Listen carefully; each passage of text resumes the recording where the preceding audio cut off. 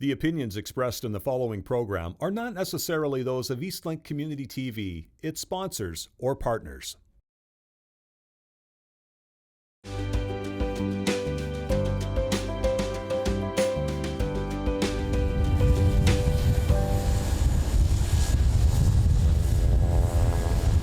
Hi there and welcome to Cape Breton Connects on Eastlink Community TV. I'm your host Cecil Clark.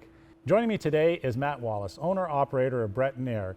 We're here at Matt's hangar today. Matt, thanks for making yourself available for this opportunity. Absolutely, thanks for coming by. So 14 years in the Royal Canadian Air Force, you retired from there. Can you just tell the viewers, how did you get involved with this and get to this point today? Yeah, absolutely. Well, aviation's been in my blood since I was a young boy. I actually started flying here with the Air Cadet program when I was 12 years old. So we flew gliders here out of the Sydney airport. 6 years of Air Cadets and flying gliders and small single-engined planes. I then went into the Air Force and served 14 years flying eventually large helicopters off of Navy ships all over the world. That allowed me to have a professional career in aviation. And it was, lo and behold, because of the opportunities that were abundant here in Cape Breton, I was able to move home and then start the company here and bring those professional aviation services back to Sydney.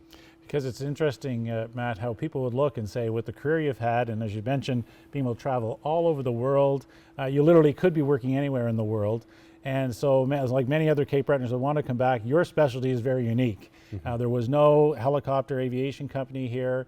You've now taken Breton Air, you've expanded it, you have gateway services. So, you took a big risk. And I guess, you had to put a vision and plan together. Can you explain a little bit of that for the viewers? Yeah, I think it was always in my purview to own and operate a helicopter company myself. Always anticipated I would have to do it out west in Canada, as many of the companies are. With the, as I mentioned, the abundant opportunities that have kind of popped up for golf tourism, especially here in Cape Breton, that opened the doors to a few opportunities with the clientele that do come in on private jets and through other means of commercial aviation and whatnot. To be able to service those clients' needs and where the want and the need was for helicopter transportation into some remote locations, that was pinged to us by the CEO of Destination Cape Breton at the time, Mary Tull, and we took that information in 2016 and started looking at it and did a market analysis and built a business plan around it for 3 years. And then started here in June 2019. So it's interesting watching you fly in today, and I know there's going to be footage of that, literally coming from work on the tarmac into the hangar. I mean, this is a very fast-paced, many moving parts as things kind of evolved. As you mentioned, it was interesting where you started versus where things are now. Yeah. And so where do you see the growth and the opportunity? Because I know, as you've indicated, there are many different areas where the expansion and actually for any of the viewers today as well, you're going to see it's just been one plane after another, helicopter, search and rescue, yourself. This is a great opportunity for expansion. The core infrastructure is in place at the Sydney airport. Yep. How do you see Breton Air's future? Yeah, it's I mean, the facilities that we have here at the Sydney airport are underutilized. There's no doubt about it. When we came here and saw the opportunity to take over a 12,500 square foot hangar, we jumped on it. We renovated this facility to be a premier VIP FBO, which is a fixed-based operator where private jet and the likes could come in to service those clients that aren't, on a commercial airliner like Air Canada or WestJet.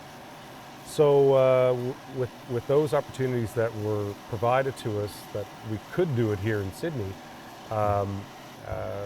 the opportunity for us that we've seen is throughout Atlantic Canada, and when you look at it, it may not, as from a ground standpoint, it may not seem like it's a viable place as the middle of Atlantic Canada, but when you look at it from an aircraft perspective, Cape Breton's completely situated in the middle of Atlantic Canada. So when we look at opportunities departing from Sydney, from Labrador to Yarmouth, we're the central location in all of Atlantic Canada. So we've now seen in the past year to 2 years growth into Newfoundland and also into Labrador. And we're picking up contracts from the far reaches of New Brunswick and all the way down to Yarmouth as well. So we just are really well positioned here for growth outside of Sydney, while Sydney will always remain our main base. And one of the things as well for our viewers is to look at other opportunities you identified as the Port of Sydney was expanding and looking at a second berth. You and your team came forward and said, I think there's a bigger opportunity here, just exploring things that were never done. And I think it's, if I recall, we have a helipad now that's on the Sydney waterfront in between the two terminal bases, and if I'm not mistaken, is the only one in the Eastern Seaboard right now that offers that opportunity. How did you see that as something, as a vision? Is it just like they're doing something this works? It was something that we brought to the municipality and pitched our idea, and it was great to have that brought into the community where we're seeing now after COVID, we're finally getting those cruise ships back into Sydney. Especially there's what we dub as the luxury cruise liners. Excuse me. Their clientele are just very, very excited for the opportunity to be able to utilize the helicopters to explore and expand their opportunities on the island with the helicopters in that base right there at the port. Well, you mentioned the word COVID, and I know you can't be in the aviation industry like every other business. When COVID hit, what did that do to your business model, or what did it do just in terms of, I guess in some cases, a survival plan, right? Yeah, it for us, we definitely had to change course in the initial plan of attack with just mainly charter work and whatnot, as 95% of our clients weren't able to even come to Cape Breton, whether it be from outside of Atlantic Canada or the United States. For us, it was paramount to be able to pivot the company to expand our offering to different clientele. And what we certainly took as a silver lining out of COVID was our ability to pivot and offer those new services. And we've grown as a company to not just be doing charter work.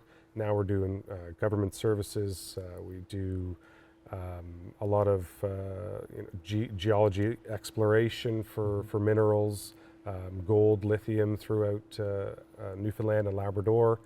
We do forest fire suppression, so we just fought the fires in Tantallon and in Shelburne County. Our offering has grown, and I think that is the biggest silver lining that we can pull from the COVID scenario that we were put into, and especially for us in the tourism and aviation industry. It was a scary time, certainly for the company, but that pivoting was the key to our success through that time.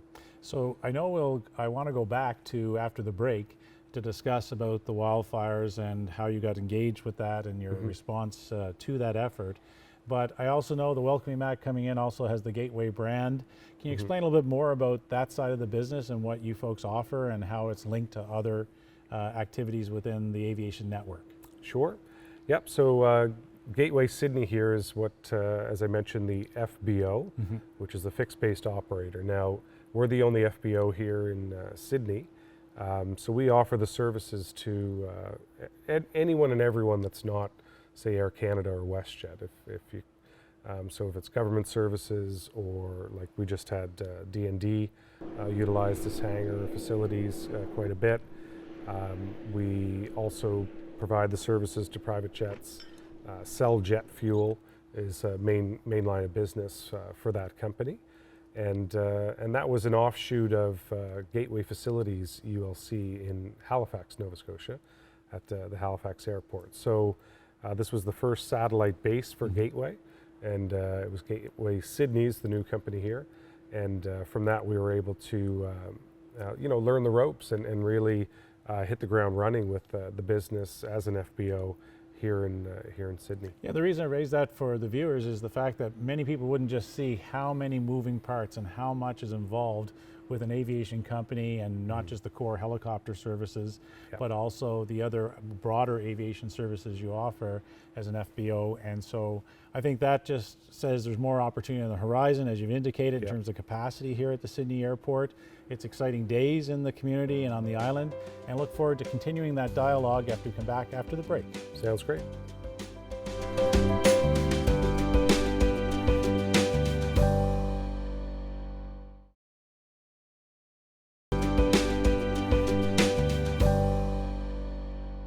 Welcome back to Cape Breton Connects with your host Cecil Clark here on Eastlink Community TV.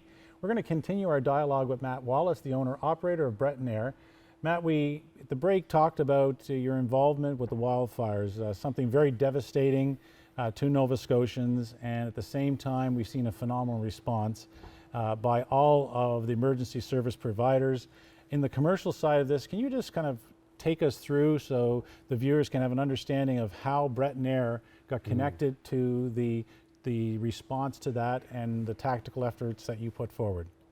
Yeah, certainly. I actually saw it unfold with my own eyes. We had just returned from a trip from Quebec in one of our helicopters, our Bell 407, and as soon as I was landing in Halifax, saw the smoke coming out of Tantallon. I was based in Halifax with the Air Force, so I was familiar with the area, and seeing smoke of that magnitude coming out of that area just didn't make sense. So we definitely knew something was amiss quite quickly. From there, we just thought we'd reach out to the Department of Natural Resources Aviation Department, because we work with them on the ground here and there. So I reached out to them and just said, hey, we're here with a Bell 407, which can do quite a bit of work on a fire. And if you need us, we've got another helicopter back in Sydney at the moment that could be available as well.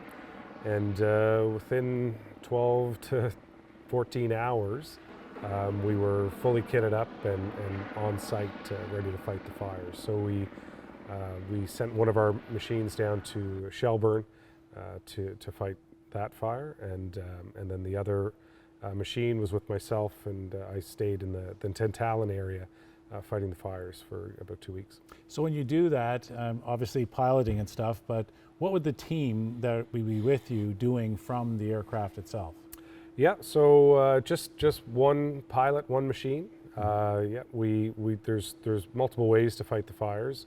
For us, with our smaller machines, we were just bucketing, so picking up about 100 gallons of water at a time from a lake close by to the flare-up or the fire, and just dropping that onto the fire, and then coming right back to the lake and doing that every 2 minutes. So 30 times an hour for 8 hours a day.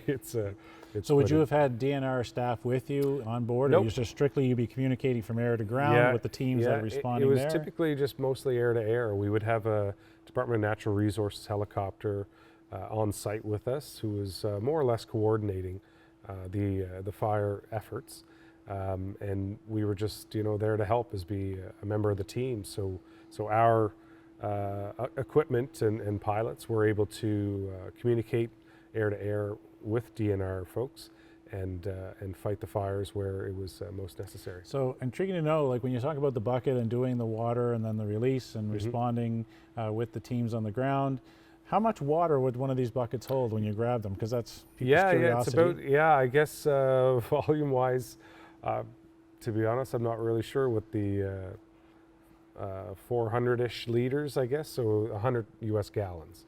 So it's a lot of water that can make a difference in areas that people absolutely. can't get at, and to try and displace any of the...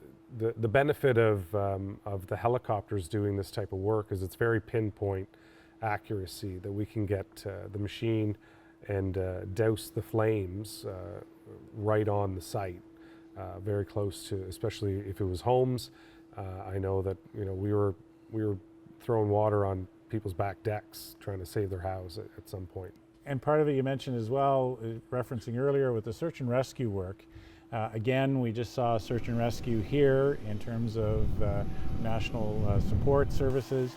How how have you been involved with any of those related activities, or have there been provincial related search and rescue, or do you collaborate or just provide those services from the ground for aviation support? So search and rescue is predominantly a Royal Canadian Air Force mandate. Across Canada, there's second tiers of search and rescue. Of course, in Nova Scotia, we've got the ground search and rescue, and we also have those DNR helicopters that are embedded with the emergency medical office, emergency measures officer, I believe, EMO, and they task and coordinate whether it be whoever they need to go into the site and access it. For ourselves, the national park is, well, I would say, a client of ours that we can offer services to for a variety of things, and the national park has, quite a few times called on us to action, and yeah, we've been able to provide the flexibility in conditions and terrain that a lot of helicopters can't get into, or even a ATV or something couldn't get into, to effectively get a search and rescue done. So to move from very serious discussion as we've had with that, and just to move forward to kind of picking up on the helipad, you mentioned Parks Canada, which brings us to the Highlands, which brings us to some innovative things that you've done, of course, with the gondola going in place at Cape Smokey. Yep. It's also been something where you seized an opportunity to take advantage of that. Can you explain a little bit more about what you did there that was creative on the tourism side? Yeah, with Cape Smokey, with, of course, the new partners that have come in and done a wonderful job with the whole hill. Major investment in there, and we've worked with them since day one of that project in collaboration between us. We've saw the opportunity of, the beauty of Ingonish is just unparalleled, almost anywhere in Canada. So to have that opportunity to showcase, northeastern Cape Breton Island from the helicopter was always paramount for us, and even from Sydney, it's a bit of a ways to fly, especially in the helicopter.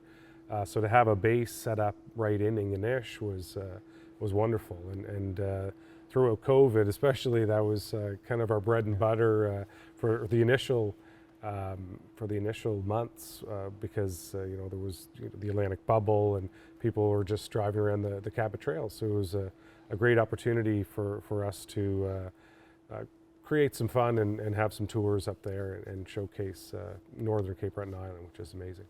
And it truly is amazing, and it's phenomenal as well. When you see an opportunity, seize it, to take advantage of a negative like COVID, try to find a niche in the market, and people looking to get re-engaged and find that, and also building capacity and creating other spin-offs economically in the local community, because it's not just what happens in this hangar and the airmac and in the air. You're buying locally, you're hiring locally. I mean, it's a phenomenal outcome, looking at taking a risk on the passion you have for aviation, which also brings me to what's behind us right now. I mean, this is a pretty impressive helicopter. So for the viewers, can you explain a little bit about what the capacity of this and what type of helicopter this is behind us? Sure, yeah. So at Breton Air, we have 4 helicopters that we run commercially now, ranging from a Bell Long Ranger, a Bell Long Ranger L4, which is just over here, a Bell 407, and then the twin engine Bell 412. So this is the big kahuna in our fleet, but we're able to accommodate up to 10 passengers with this machine, also having the capability of lifting at least a ton and a half, 3,000 pounds of cargo with a utility long line capability. It's also kitted out with floats, so we've had for a few years been flying to Sable Island, offering tours out there. We've just been so busy with other commercial and government contracts right now, we're not doing that currently. But this machine's very versatile, and this is the best example of an F-250 of a helicopter that's on the market. So very, very much looking forward to expanding our offering with this machine, and more or less getting it on a government contract is where really the bread and butter of this machine makes sense. Right, and that's really what we talked about in terms of wildfire response, emergency response, the natural resource issues that are there, the search and rescue capacity that's required, and has made a difference having it in the region, which is phenomenal as well. So yeah, so this, as we do fly and work with a lot of forestry engineers, we have heard that coming 2024 and beyond, because of the fallen trees from Fiona, Nova Scotia is going to have a real problem on its hands with wildfires due to those trees dying off and becoming a tinderbox all over the province, which we really need to focus on expanding our wildfire fighting capabilities. And for what we can offer with this machine out of Cape Breton or wherever we need to base it in the province, we're really looking forward to providing that capability to Nova Scotians and really providing a fast attack aircraft that can dump 4 times the amount of water that we were with the smaller helicopters at one time. So it's getting to the fires once they happen quickly. We can carry 10 firefighters in the back and also provide on-site water drops of 400 gallons could make a big difference. Very impressive, and I know that in just trying to wrap things up with this, it just shows what Nova Scotians have seen traveling around. People have said, look at the impact of Fiona as they travel the highways and byways and say this is a real risk. So it's nice for people to put the pieces together to see how the private sector and government resources and community resources are all coming together to provide a safer province and tactical response and emergency response. So I wish you very well in the future. It's exciting to see everything that's happening at Breton Air. Congratulations, and the sky's the limit, as they say. So thank you very much, Matt.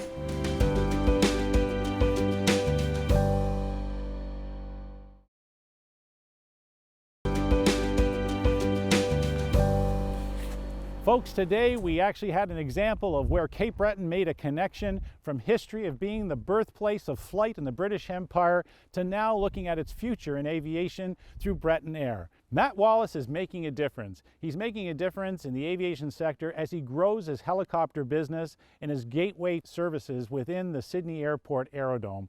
But most importantly, he's creating jobs, seizing opportunities, whether it's in the tourism, whether it's in the commercial sector, or in government response to emergencies. What it is showing is that entrepreneurial spirit and drive is no less today than it was back when aviation first took flight on Cape Breton Island.